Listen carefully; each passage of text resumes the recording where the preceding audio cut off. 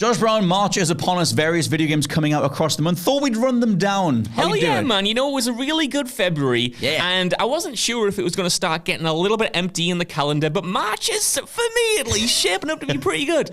The release of something like the Star Wars Battlefront Classic Collection is already the thing that's drawing my eye, but we're going to run these things down in order. The first thing that is of note comes on March 5th. That's the Outlast Trials. Yeah. A sort of soft reboot, I guess, of the Outlast series. A weird old project. This thing has been in PC Early Access for, I think, a year, and it's finally getting its proper official 1.0 launch, now on consoles as well. And this is like a multiplayer spin-off of the regular Outlast, and I'm not really investigated the reception to it, but it seems a little bit weird for that franchise, because I'm a big fan of Outlast 1 and even 2. I know that game got a lot of criticism way back when, but I thought it ruled. I think the setting is incredible, really atmospheric. So to then pivot what has been a historical single-player franchise into the multiplayer space, doing this kind of strange multiplayer story where it apparently unfolds the more you play and the more you upgrade your character and stuff. It's just, it's not one I really necessarily want to spend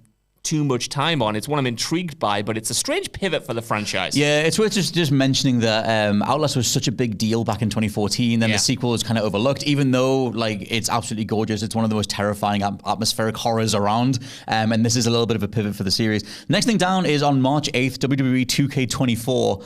Well, it was just, are you gonna buy it? I'm not gonna. Well, here's the thing, Scott Tillman. Let me talk to you about my recent run-in. I think we're all on a bit of a thing. Wrestling. I think wrestling is in the news at this moment in time. You know, who does people think is going to win, Cody or Roman Reigns? Exactly right. I've never watched. Actually, that's a lie. I've watched Roman Reigns wrestle, but before he rebooted his character and turned heel and had his big comeback and became this tribal chief character. And I've never seen Cody Rhodes wrestle, neither in WWE or AEW. So explain to me why I care so much about this storyline, why I was watching the WWE live stream that they did for the WrestleMania press event for whatever reason. And I don't think it's just because we're in a wrestling office where the boys talk about it all the time downstairs, because that's been the case for 7 years. There's something about the storyline that's ongoing, and more importantly, to me anyway, the backstage politicking from The Rock returning and the potential story changes by the board members and what's going on with the business. Like, that's always been like how wrestling is produced has always been way more fascinating to me personally than the actual wrestling itself. So I've not really even watched many in-ring performances over the past 2 decades. That said, I will play the WWE game because I love in-ring performances in video games. If we go back to, SmackDown, Here Comes the Pain, Shut Your Mouth, SmackDown versus Raw, like, I loved those games growing up. And I've always wanted to get back in, and I've always wondered, when's the time, right? The last 2 games have been great. That's it. 2K23 was really well received as far as I'm aware. That's currently, or it was in the PlayStation sale. I almost bought that, but I thought, you know what? Maybe I'll wait till a new game comes out and figure out what that's about. The whole thing, the thing is, everyone can let us know what they think down in the comments below, whether you've been drawn back into wrestling because of how big this story is. I think The Rock did turn a lot of eyeballs. Obviously, there's all the stuff with Vince McMahon. There's all the stuff in regards to how the company's being run, the changeover, the buyout with TKO. Like, there's a lot of things going on over there, and I think that's made people go like, I used to love wrestling back in the day. Oh, the Rock's doing a thing again. I'll see what he's doing. And the idea of Roman Reigns' title reign coming to an end after like 1,300 days or something, and the fact that you had Cody fought him last year, and lost in a really cheap, stupid way. I think a lot of factors have come together to make people go like, I am curious about said big sports event. It reminds me of when Conor McGregor fought Mayweather, and even if you weren't necessarily like a boxer or a UFC person, you knew about it, you knew it was coming up. And WWE go hard on their marketing as well. Like, the average person has heard of John Cena, Roman Reigns. They kind of know these people, which is all to say that the game at the heart of it on the cover for this thing is Finish the Story, which is Cody's whole thing about getting a title, which you can argue is kind of giving away the fact that he's going to win. But he does need to win. Well, that's why, again, not to turn this into just a wrestling podcast. Please subscribe to the wrestling podcast. Please do. That all of them have talked about before. But that's another reason I was fascinated by the game, right? Because like you said, it was Cody Rhodes is on the cover. It's him finishing the story, while at the same time, you had the threat of that being derailed in the actual show itself by the politicking and The Rock coming back. So it's like, this has the potential to be a mess, and that's fascinating, man. Like, what if they diverge? Like, what does that mean for the brand as a whole? But yeah, I mean, I know you're big into AEW, right? And all the way. It just feels like with that kind of competition now, obviously there is that humongous Vince McMahon lawsuit going on, which definitely sours the waters, understandably. But with him removed from it, you know, it's kind of like, I don't know, when it comes to the game, I'm intrigued by what's going on with that company and its many branches, including the product and including the game. And it's like, is it going to be good? Is it going to be bad? Is it going to be a WWE 2K22 situation? Or is it going to be... That was a bad one, right? 21, because they took a couple of years off. Or right. 2K20, they took a little while off, and then they came back. And since then, they've been on fire. They were spacing the releases out, but now we're back to one a year. And so far, the thing is as well with these games, it's worth saying that 2K shut the Creative Suite servers off after a year, or they did for the 2K22, because I just downloaded these games and filled them full of AEW wrestlers, which I know is blasphemous to the WWE fans, but I wanted somewhere to play AEW games, and it ain't Fight Forever. That game's terrible. So still, they kind of make you buy the most recent one by shutting off the Creative Suite of the previous game, which is why I eventually had to pick up 2K23, and I'll probably end up having to get this if they, or when they shut off 2K23 servers. Well, yeah, I mean, bringing it like back to the video game industry rather than the wrestling industry side of it. I'm intrigued by this game and other sports games at this moment in time, because I think we're at like a really interesting intersection where competition is finally arriving. You know, we've got the AEW game. It might not be amazing, but that competition now exists, and that will now go toe-to-toe with the 2K series. It was recently announced, I think, or at least it was rumored, that FIFA have courted 2K to make an official FIFA game. Obviously, EA relinquished that license. That's now just known as EAFC going forward. So for the first time in what feels like forever, FIFA will have competition, not just from other, you know, developers like PES, but in an official capacity as well. Someone who can go toe-to-toe with licenses, so you're not playing as London Blues, you're playing as Chelsea, you know? And it's an interesting thing to be, because will these companies step up their game? Will 2K24 be a copied and pasted game, or will,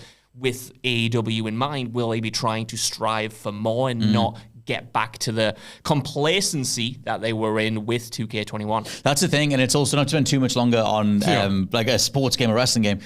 But if you remember that, I mean, obviously we grew up across the rollout of the SmackDown games. Like there was the Raw series on Xbox, you had the WrestleMania series on GameCube. Like every year when a new one dropped, it was like, okay, what have they improved? Can you smash the tables better, or the physics better? Now that they've got all that stuff nailed down, it is more incremental almost by default, because you're only really forking out for either the servers to stay online, or just for whatever incremental roster upgrades there are. In this case, Cody being added as a founder of AEW, now over on WWE. So like, it is interesting that, like, to me, it's a great wrestling game now. Like it's one of the best that they've ever had. And I love doing matches on that. They walk a really good line between putting a show on for the crowd, but also everything lands really well and really meaty. The animations are really good. And there's a lot of momentum. Like you can kick out last minute or whatever. Like they do a lot of things in there that let you think like a wrestler would in the ring. Right, I think that's fun. With the kayfabe side of, I am actually trying to kill this guy or whatever it is. And I think they do that stuff really well. Next one down is March 14th, Star Wars Battlefront, the Classic Collection. Come on, you need to talk to me about this, because have you not seen the trailer for it? I have, but I need to make a confession to everyone here right now. I was never a Battlefront guy. No way. Those games kind of passed me by. Really? I played them very casually at friends, but I was always more into the single player Star Wars games, perhaps because I never had online, and it was fun playing with bots on Battlefront. But what's getting me into this is the idea of, you know, 64-player online battles. That sounds cool. And that was what got me interested, rather than the games themselves just being remastered. Right. But you were, I assume, big into Battlefront. Bouncing off the walls, I was. I love the idea of taking old games that you don't need to worry about the graphical fidelity side of it. You can just put all of the hardware juice into the netcode side of it. I assume this thing will play like a dream. It'll play like how a lot of us envisioned a bigger version of Battlefront playing before EA took over. And I hope, on a wider sense, I hope that this is a way of getting the actual Battlefront 3 re-greenlit, because there was a Battlefront 3 in production that would let you go from being on the on foot battles to jumping into an X-wing, going into space. Like there was some footage that did leak towards the end of the 2000s of what Battlefront 3 was going to be before the changeover and EA did their little run, which ended horribly with Battlefront 2, even though they did save it eventually. But yeah, I love the idea of taking old games and making them run better than ever. The online multiplayer for the Jedi Knight games is brilliant, and it always was. That's back online now. And it's good to have those experiences. Old school Battlefront was always like notably chaotic, and at the time it felt great. I don't know how the third person shooting is going to feel now. We're talking about something from like 2005-ish. But it represented one of those first times that so many people played online in those massive spaces. And I think that'll still be fun. I think if the netcode holds up and everyone can get stuck in and it all just plays well, I think it'll be how your brain imagines those games, which is what the best remasters always do. You know, we're going to do a whole podcast on remasters, which you should check out on the What Culture Gaming podcast. It should be going up next week. Yep. So I won't reveal too much, but I think Star Wars in particular have been doing an exceptional job with their remasters. Like so many games from their back catalogue that you might have thought you would never see again are up running better than ever. Like you said, with the bonus of servers being turned on in some cases. I was just looking at the remaster for Star Wars Dark Forces, which alongside, like the Jedi Knight games, the fact that you have that history there is incredible. Like imagine if we got that for superhero games that are now out of commission, that now...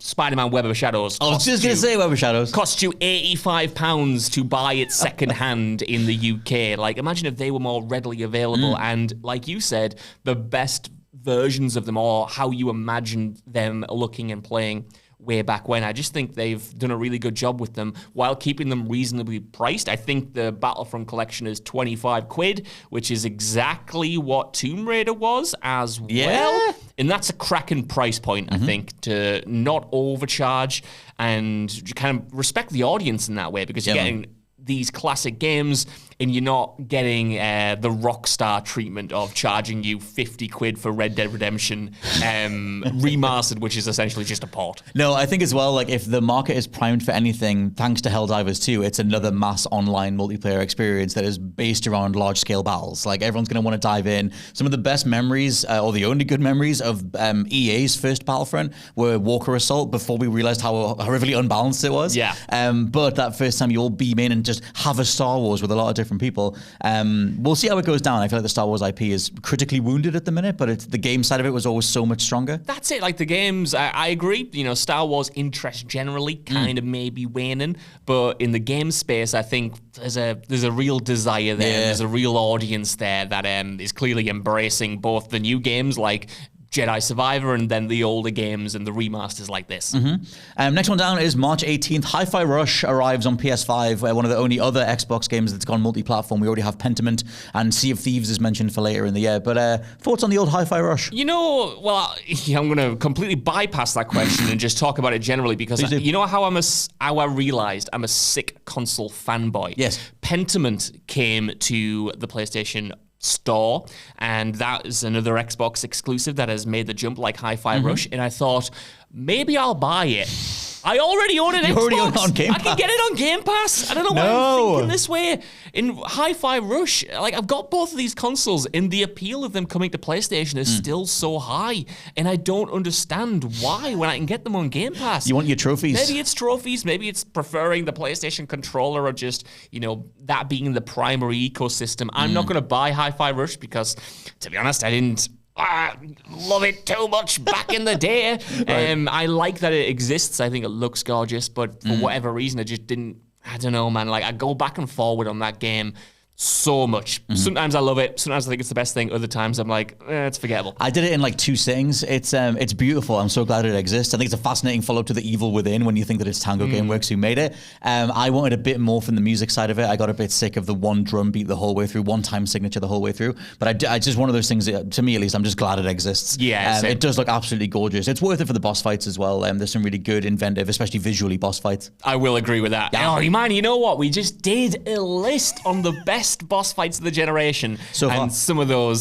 so far. And some of those probably deserve to at least be honorable mentions. Those were sick, I will give you that. They're no great. notes. They didn't beat the 10 that we did pick for the best generational boss fight so far. Probably not. Let us know favorite down in the comments below. That video will be coming out in the coming weeks. Yeah. And I forget what we put at number 1, so we'll see how that goes. Alone in the Dark is out on March 20th, a much delayed game. A much delayed game. But I forget who's in this. It's like Vanessa Kirby. It is. And that dude from Stranger Things. Is this Vanessa Kirby? It is not. Yeah, I think you must be right about that. It is. In David Harbour. The whole idea of doing like this sort of A-list reboot of Alone in the Dark, the idea being that you can sort of try and command that space again. I remember saying this last year, because Alone in the Dark was initially going to come out last year, or it's been talked about a lot. There's a lot of gameplay out there. That the Alone in the Dark series arguably deserves more spotlight. It's just that every few years we'll get a reboot. There was the PS3 one. There was one of them, which might have been the PS3 one, that went down really badly. It was, the 2009 one, I want to say. And it's like, there's something about whether it's just the IP, the name Alone in the Dark feels like such a strong brand name that whoever the powers that be behind it just keep going, we need to make this work, and they just can't. And so we're going to be trying again. That's it. I trust, I'm pretty sure it's THQ Nordic who's publishing this, and I trust them way more than I'm pretty sure it was Sega, who used to own the IP, who did that 2009 game, and then did, I'm pretty sure again, can you remember Alone in the Dark Illumination? Was that the multiplayer one? I think it was multiplayer. It was kind of like it was similar to Resident Evil Operation Raccoon City, I suppose, and it was crap. That came around at the same time as like Metal Gear Survive, and it was just one of those, what are you doing with this franchise moments? How has this gotten so bad? Because I fully agree, Alone in the Dark deserves more plaudits. I could not believe that the original came out 32 years ago. That is insane. 1992, I'm pretty sure. Again, I'm pretty sure about a lot of things, it seems. You should people should look at the original Alone in the Dark footage. Or we might put it on screen if we have time or whatever. But the way the original Alone in the Dark looks is a long way away from how it looks now. It is. I mean, it's a long way away from something like Silent Hill 1 or Resident Evil 1, which came out, 6-7 years afterwards? Maybe even less. But yeah, Alone in the Dark, this reboot, really looking forward to it. I think having the writer from Soma and Amnesia is excellent. Soma, I still think, is one of the best written horror games ever. Yes. The themes that thing grapples with, the plot twists, the atmosphere, amazing. I want to see some of that DNA in this. The cast looks incredible. I think, it's more of a AA game, in my opinion, than a proper AAA, at least from what I've seen so far. Could be surprised. But I am hype on this. I was hyped for it last year, and I just hope it doesn't disappoint, because I think survival horror right now is in an excellent place. Yes. We've got Dead Space back. Resident Evil is back in a big way. Silent Hill's coming back. So why not Alone in the Dark? It's had the time to cook. And hopefully I've got a delicious, succulent meal that comes out the oven in March. It makes sense for it to hopefully deliver. Like you said, Silent Hill is on the way back, but kind of stumbling, and maybe Alone in the Dark can be the bridge between the next big game. Hey, it's foggy there, to be fair. Well, yeah, they're getting there. Hey. They can't see what they're trying to aim for. Rise of the Ronin is out March 22nd, a game that I feel kind of fell down in people's expectations once they saw more gameplay of it. Yeah. I saw Team Ninja or Ninja Theory, I always forget them. I know, me too. One of the devs saying that the game can be played with up to 4 people. It's a 4-player co-op experience, which I don't feel is how they were advertising it beforehand. Oh. But that would explain some of the arguably ropey gameplay sections they have put out there in regards to the way the animations work. If combat is more meant for multiple people all attacking at once, then I guess that's why there's not so much sync up on the attacks and defense and stuff. Yeah, that would make more sense, because it does look a bit janky, doesn't it? Every trailer I've seen, I think, I want to be more excited for it. I was so excited when they announced it. Yeah. And then the more I've seen of it, the more I've gone, I don't know. I know. I don't know if this is it. That's it. I want to be surprised by it. I'm not writing it off entirely, but I think I mentioned this when we did our big look at the entire year. It feels like I've played this game before in a better version of it, a prettier version of it, a tighter version of it, a more mechanically robust version of it. And I could be dead wrong, and I hope I am. But yeah, man, it's considering that it was very exciting to see it announced, and the idea of it is so compelling. Just every time I see a trailer, I'm like, this could go either way. It reminds me a little bit, not necessarily in terms of the content, but a little bit of like Wolong Fallen Dynasty. And like, this is a game that is ropey and is sometimes good, and if it's on Game Pass, I would play it. But the fact that it's a PlayStation exclusive and is going to cost me money, maybe I'll wait till it comes in the sale, unless the reviews are really strong. Yeah, I'm a sucker for good melee combat, especially anything that's in like an Eastern setting. Like I love Ghost of Tsushima. I like the idea of this game. It's just that it's something where I'm going to just wait for the reviews or wait for launch. Maybe we'll get access to it early or something. Yeah. But I want it to be great. I like the idea of everything that they're putting together. There's also that game that's coming out. It's not Stellar Blade, but there's that other one, Phantom Blade. Phantom Blade Zero, I think it's called. Yeah. That game seemed like it had really, really good melee combat, and I yearn for stuff like Sifu. I yearn for good tactile melee combat, and so hopefully it can come together. I need to tell you a secret. There's a video I did last year, not just me, but we were doing this podcast thing, and we spoke about Rise of Ronin then, and for the entire part of that bit, I thought it was Phantom Blade Zero. I'm going to confess that now. I did it. If you go back and watch, in my brain, I'm thinking, this looks beautiful, looks excellent. I've turned around on it. I was thinking of the wrong game. Well, now I'm thinking of the right game, though. Phantom Blade, I am excited for. Phantom Blade also looks awesome. On the same day, so Rise of the Ronin, March 22nd. Dragon's Dogma 2, also March 22nd. March 22nd is a big day. It's packed, man. There's another game after this that's also on March 22nd. But Dragon's Dogma 2, one of the most like hidden gems, cult classics, most recommended games of all time by your friend who loves JRPGs or RPGs in general. This guy. Which is this guy. I've never actually finished Dragon's Dogma, which is hilarious after that recommendation. But that game is awesome. I feel like I've owned it about 3 different times. PS4, PS5, Switch. Like I always go back to it. I do a little bit more. I love all the systems that make that game up. Right. And I'm hoping that Dragon's Dogma 2 maybe brings more of like a narrative edge to it. Because the whole story premise of a dragon who stole your heart is fun. Yeah. But it didn't get me all the way through that game. And I'm curious what 2 is going to be about. It's very like sort of Kingdom Hearts-esque, that, isn't it? A little bit, yeah. That. He just plucks it out of you.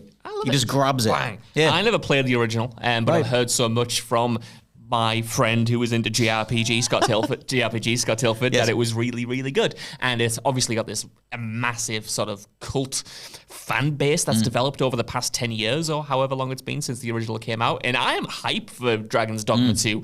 I don't even know why. There's just something about the world and it being Capcom, who at the minute is absolutely goated in the amount of quality products and games they've been putting out. I just think it has all the ingredients of something that will get me to buy day one. And honestly, part of me is even looking more...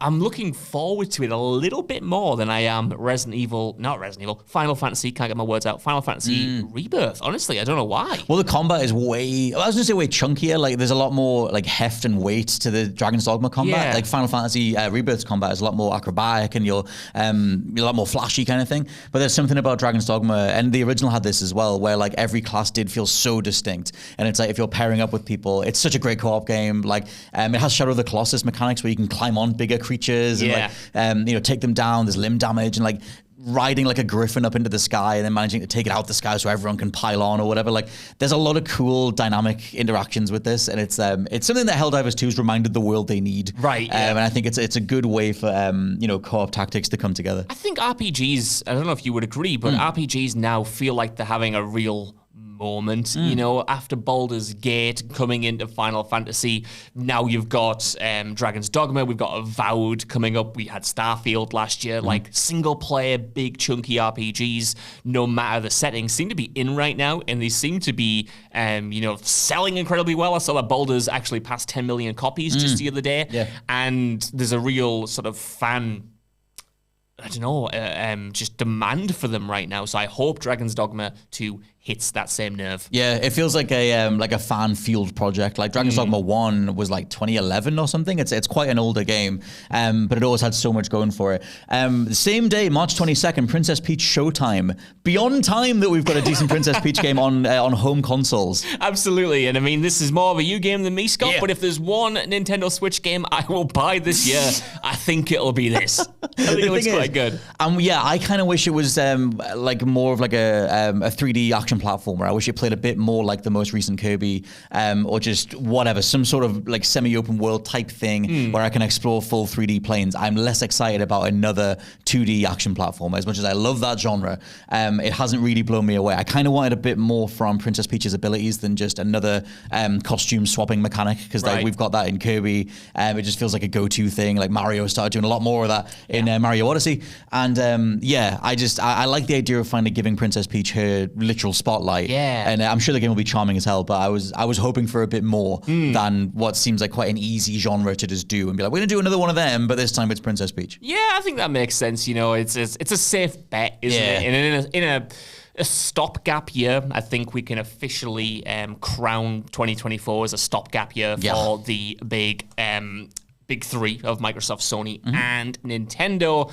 It's a good final hurrah for the Switch One until we presumably get some next-gen feeling big major titles for the Switch 2 next year. As we're recording this, it's a few hours before the Pokemon Presents thing, so there's a chance that the next main Pokemon gets announced, but I think at this stage, in the stopgap, I think the stopgap stuff is real across the board. I think Nintendo are just going to wait out another year and do the Switch 2 next year, which makes me think that the next main Pokemon or something like that will be pushed until at least next year. What else, do we have anything else officially announced for the rest of this year in terms of big Not with dates. releases? Not with dates, Nah, right? it's like you've got like Metroid Prime 4 is still out there since 2017 at this point. There's like rumors of a new Star Fox. There's a new Donkey Kong is apparently almost ready to go, which is more like Donkey Kong 64. There's things out there, but like Nintendo is so cagey. Like they'll drop it when they're ready, kind of thing. Final game in March is Open Roads, a game that was delayed from February into March, which is starring Kerry Russell and Caitlin Dever. I forget. I think it's the Fulbright company making this. Yes. The old Gone Home people. Yes. But it seems to be like a like a road trip style game where you play as like a mother-daughter combo. Yeah. I've deliberately not looked too much into this. I just trust the people who are in it and the people putting it together. Yeah, I agree. I think we actually talked about this when we did the February look forward because it got delayed last minute and it got pushed to the end of March. Yes. Yeah, I've been looking forward to this one for a while. I think the art style looks really cool, like you said. The actresses involved, I love the stuff that they've been in, and I hope this is a nice story-driven indie.